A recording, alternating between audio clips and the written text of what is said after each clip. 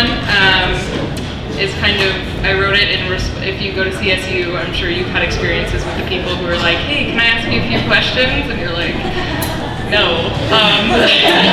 But the first time I got stopped by them, I didn't say no, and I didn't form an articulate response, so I guess this poem is kind of like an actual response to their question.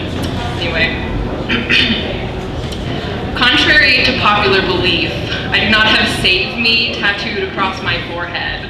Unlike the 99.9% of ATGC that makes me into we, there's no genetic code for God.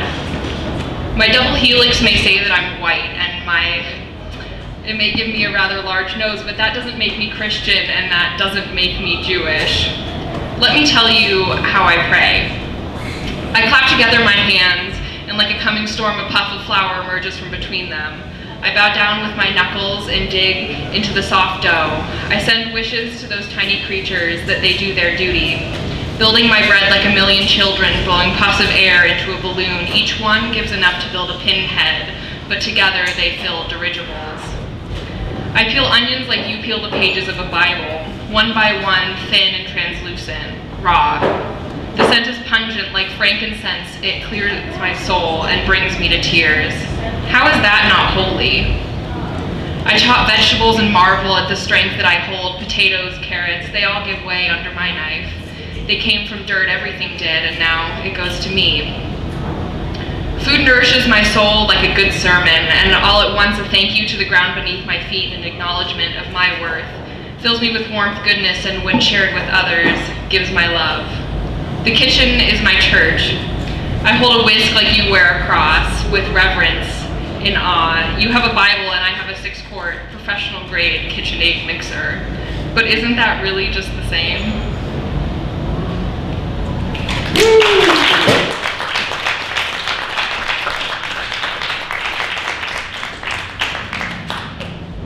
And then my next one is really short. Yeah.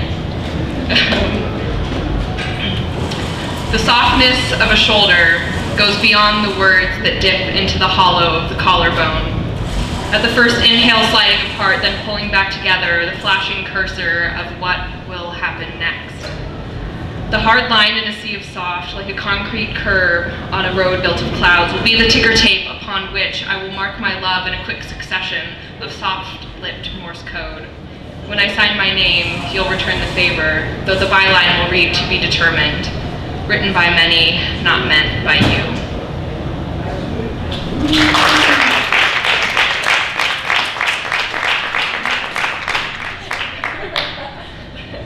And then I have one more poem. Yeah, no introduction. 'Tis a gift to be simple, 'tis a gift to be free. Silk scarves arc like brainwaves, hollowing out to make way for beeswax warmed by sleepy kindergarten morning hands. I still dip the tips of each finger into melted candle wax, each touch a tactile reminder that no one kept me away from the flickering flame. Who decided I could keep myself safe? I appear to have grown up. My mom blames story time for my above average attention span, and I blame it for my addiction to NPR. Small bodies fanned out like solar rays, the remnants of this morning's bread dough crusting on our fingers. We learned long ago that it doesn't always wash off. Our teacher was a gentle soul, and we listened as she weaved words into our childhood spirits. The stories have since slipped my mind, but my friends today are storytellers. Carpet calms my nervous hands, and the smell of rising bread, it grounds me. These were the days when backyard fairy gardens were more real than oversized socks filled by elves on Christmas Eve. I was too smart for that shit. The fairies, they didn't owe me anything, and I'm not mad that life pulled me away from creating those tiny worlds, because the words of my fairy tales today have grown longer to match my stature, and the sky still speaks in pictures. There are thousands of ants that march below me, and as I resist the urge to prod, I notice that my fingers have changed. Without pastels under the nails, they seem to know things, like tying shoelaces and shielding lips after first kisses, two things unknown to these hands in those days.